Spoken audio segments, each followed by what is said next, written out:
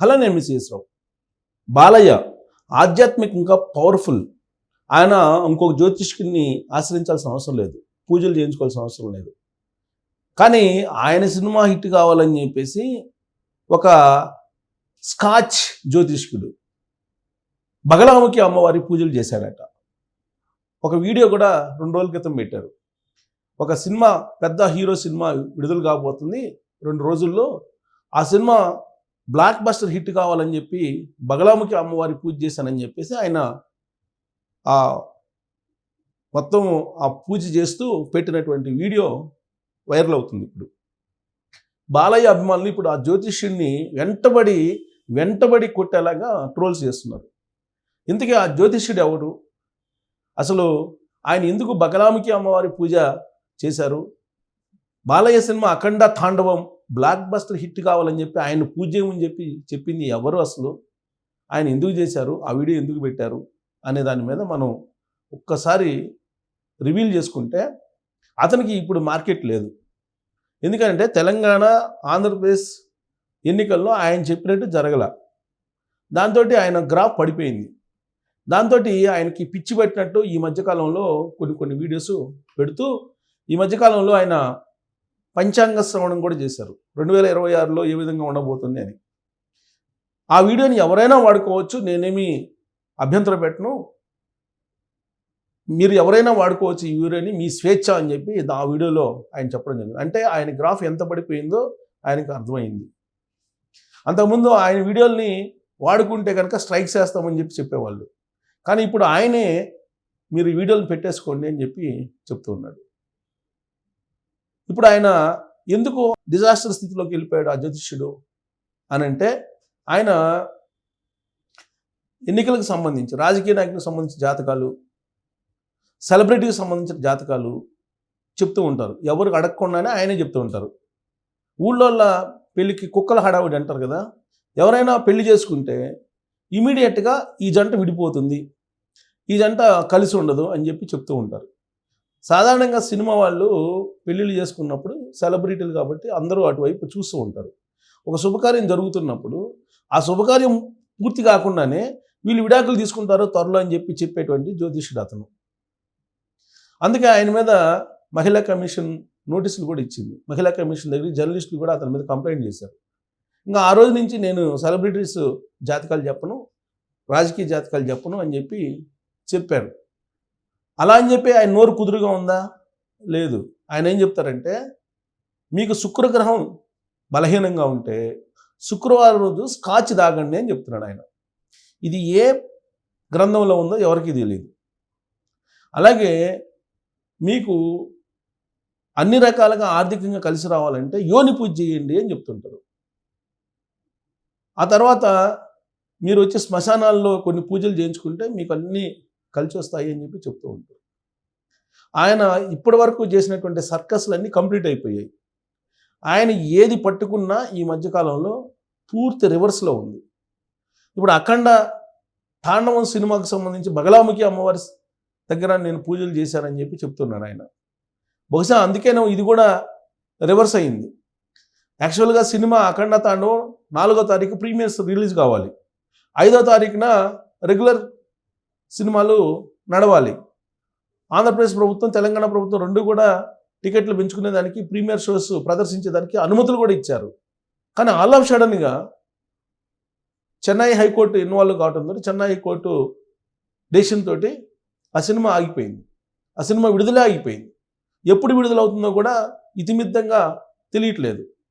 కొంతమంది ఏమో రేపటి కల్లా మళ్ళీ రెగ్యులర్ షోస్ వస్తాయని చెప్పి అంటున్నారు. మరికొంతమంది ఏమో డిసెంబర్ 15 అంటున్నారు. కాదు సంక్రాంతికి అని చెప్పి ఇంకొంతమంది అంటున్నారు. దీనికి కారణం ఏంటి? Financial issues. ప్రస్తుతం 14 రీల్స్ ఎంటర్టైన్మెంట్ పతాకం మీద ఈ సినిమా నిర్మించారు. ఈ సినిమాకు సంబంధించి గోపి ఆచంట, గోపి రామ్ అనేవాళ్ళు ప్రొడ్యూసర్స్. వీళ్ళు గతంలో ఏరోస్ ఇంటర్నేషనల్ అనేటువంటి సంస్థతోటి కలిసి మహేష్ బాబుతో నటించినటువంటి 1 నేనొక్కడినే, ఆగడు సినిమాల్ని నిర్మించారు. ఆ సందర్భంగా వీళ్ళ మధ్య లావాదేవీలకు సంబంధించినటువంటి ఇష్యూస్ ఉన్నాయి. ఇది ఇప్పుడు వచ్చినటువంటి ఇష్యూస్ కాదు, దాదాపు 3-4 సంవత్సరాల నుంచి నడుస్తున్నటువంటి ఫైనాన్షియల్ డిస్ప్యూట్స్ ఇవి. ఈ డిస్ప్యూట్స్ కాస్త ఇప్పుడు అఖండ తాండవం సినిమాకి లింకప్ చేసేసారు.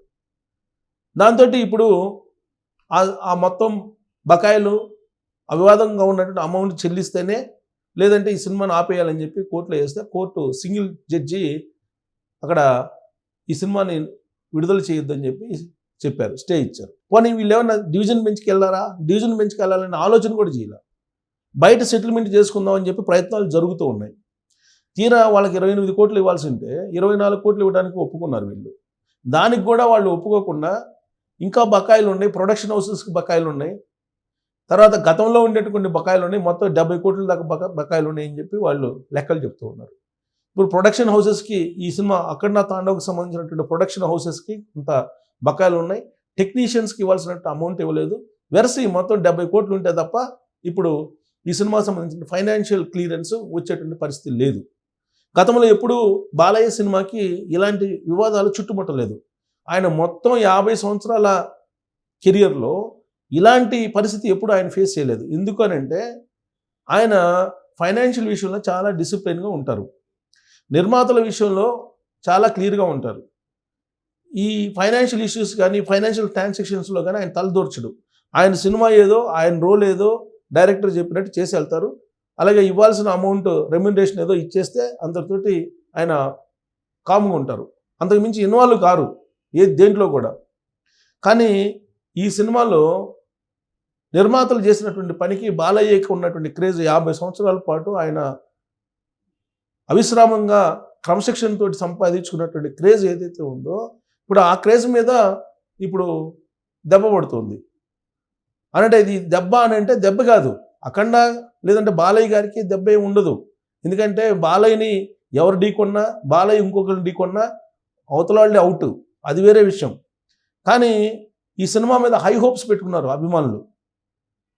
తెలుగు రాష్ట్రాల నుంచి గ్లోబల్ అమెరికా దాకా అందరూ ఈగర్గా వెయిట్ చేశారు ఈ సినిమా కోసం.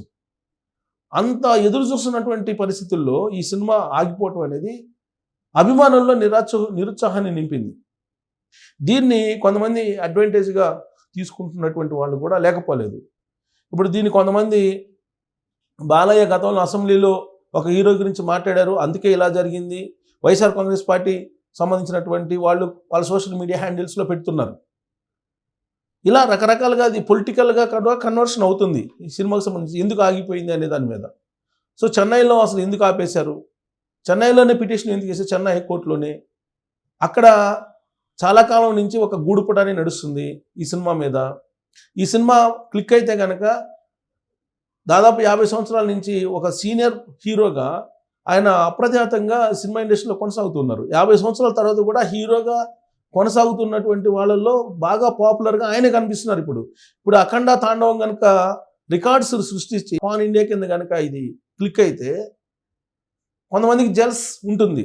అలాంటి వాళ్ళు ఇప్పుడు చెన్నైలో ఈ పిటిషన్ వేసినటువంటి హీరోస్ ఇంటర్నేషనల్ సంబంధించినటువంటి వాళ్ళతోటి కొంతమంది గూడుపటాన్ని నడిపారు అనేది కూడా ఒకటి ఉంది.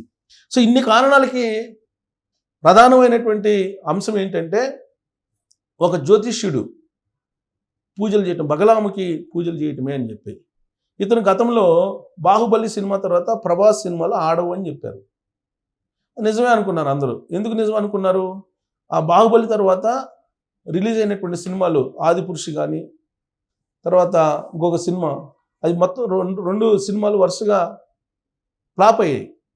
దాంతో ఒక నిజమే కదా అనుకున్నారు. ఆ తర్వాత కల్కి హిట్ అయింది, తర్వాత సలార్ అది హిట్ అయింది. దాంతో ఆ జ్యోతిష్యుడు చెప్పింది తప్పు అని చెప్పేసి ప్రభాస్ అభిమానులు ఆ జ్యోతిష్యుడు వెంటబడ్డారు. ఏరా నువ్వు చెప్పింది ఏంది, జరుగుతుంది ఏంది అని చెప్పి. ఆ తర్వాత నాగ చైతన్య సమంత విడాకులు తీసుకుంటారన్నారు. విడాకులు తీసుకున్నారు కాబట్టి ఈయన చెప్పింది జరుగుతుంది అని చెప్పి అప్పట్లో కొంతమంది ఆయన దగ్గరికి వెళ్ళి పూజలు పునస్కారాలు చేసుకోవటం. సో ఆయన దగ్గరికి సెలబ్రిటీలు వస్తే వాళ్ళని కామాఖ్య టెంపుల్కి తీసుకెళ్ళటం, వాళ్ళ చేత ప్రత్యేకమైనటువంటి యోని పూజలు చేయించడం, ఇవన్నీ చేసుకుంటూ వచ్చారు. తీరా తెలంగాణ ఆంధ్రప్రదేశ్ ఎన్నికలు వచ్చిన తర్వాత ఫలితాలు జగన్మోహన్ రెడ్డికి అనుకూలంగా ఉంటాయని చెప్పి చెప్పాడు ఆయన. ఇక్కడేమో కేసీఆర్కి అనుకూలంగా ఉంటాయని చెప్పి చెప్పాడు. సీన్ కట్ చేస్తే పూర్తి రివర్స్లో ఉంది. ఇంకా ఆ రోజు నుంచి ఈయన్ని ఆటాడుకుంటూ ఉన్నారు అందరూ. దాంతోపాటు కొన్ని క్రికెట్ల గురించి కూడా చెప్పారు ఆయన. క్రికెట్ రివర్స్ అయింది. ఇంకా సైలెంట్గా ఉన్నారు ఈ మధ్యకాలంలో. సైలెంట్గా ఉండడంతో పాటు అప్పుడప్పుడు మళ్ళీ పంచాంగ శ్రవణం అంటూ మళ్ళీ ఈ మధ్యకాలంలో వస్తున్నారు. ఇప్పుడు బాలయ్య అఖండ తాండవం సినిమాకి కామాఖ్య పూజలు లేదంటే బగలాముఖి పూజలు చేశాను కాబట్టి ఇది హిట్ అయిందని చెప్పి చెప్పుకునే ప్రయత్నం చేశాడు ఆయన. అది కాస్త ఇప్పుడు బూమ్రాంగ్ అయింది.